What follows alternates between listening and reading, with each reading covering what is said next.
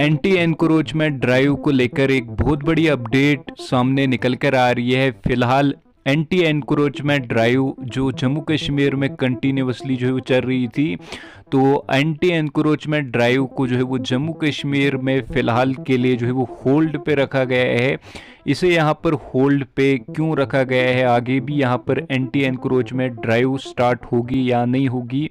आगे आप ये पूरी रिपोर्ट देख लीजिए। और अगर आप चैनल पर भी नए हो तो जरूर से सब्सक्राइब करें। इस वक्त की बड़ी खबर जो है इंक्रोचमेंट के हवाले से निकल के सामने आ रही है, जिसमें जराये की तरफ से यह बताया जा रहा है जो एंटी इंक्रोचमेंट ड्राइव चल रही थी जम्मू कश्मीर में, उसे जो है अब होल्ड पर रख दिया है। अब होल्ड पर क्यों रखा है वो मैं आपसे दुरुस्त करना चाहूंगा। आपको बता दूं कि जराये के हवाले से यह बताया जा रहा है कि गवर्नमेंट यानी कि सरकार जो है एक तरफ से एक पॉलिसी जो है वो नई लाने की कोशिश कर रही है, जिसमें प्रोटेक्ट किया जाएगा स्मॉल लैंड ग्रैबर्स को, जिनके पास कम पैमाने पे जमीन है, जिनके पास छोटी छोटी जमीनें हैं, जिन पे उनका मकान जो है बनाया गया है। और इसी सब के हवाले से ये बता दूं कि जिस तरीके से एंटी इंक्रोचमेंट ड्राइव चल रही थी, जिसमें स्टेट लैंड, काचराई लैंड जो हो, रोशनी लैंड जो, उस पे जो है बाकायदा तौर पर रिट्रीव करने की कोशिश की जा रही थी। जम्मू कश्मीर के बड़े बड़े लैंड माफिया की बात करें, लैंड ग्रैबर्स की बात करें, जिनके पास 50 कनाल, 60 कनाल, 10 कनाल, 12 कनाल जमीन थी। इसी सब के हवाले से आप एक बहुत बड़ी राहत की सांस जो है मिल रही है उन लोगों को जिनके पास कम पैमाने पे जमीन है,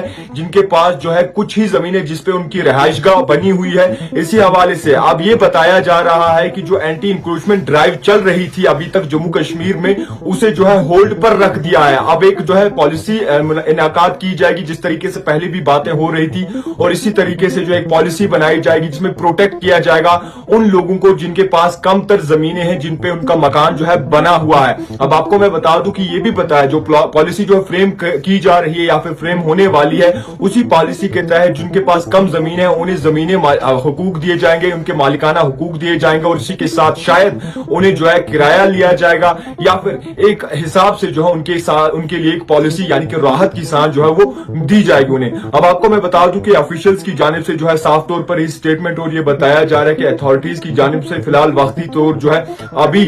लैंड ग्रैबर्स की बात करें या फिर बड़े बड़े मगरमच्छों की बात करें, जिनके पास काफी तर जमीनें थी, उनसे जो लैंड रिट्रीव की गई है, यानी कि जो उनसे जमीनें जो है खाली करवाई गई हैं, बड़े पैमाने पे खाली करवाई गई हैं, और इसी के तहत जो है ऑफिशियल्स की जानिब से फिलहाल ये कहा जा रहा है कि जो अभी तक इंक्रोचमेंट ड्राइव चल रही थी या फिर इंक्रोचमेंट ड्राइव चलाई जा रही थी, उसे होल्ड पर रखा गया है, और एक पॉलिसी के तहत जो है बाकायदा तौर पर एक पॉलिसी फ्रेम की जाएगी जिसमें राहत की सांस जो है स्मॉल लैंड ग्रैबर्स को दी जाएगी और गरीब तबके को जो है वो दी जाएगी। और ये भी आपसे क्लियर कर दूं कि इसमें साफ तौर पर यह भी लिखा गया है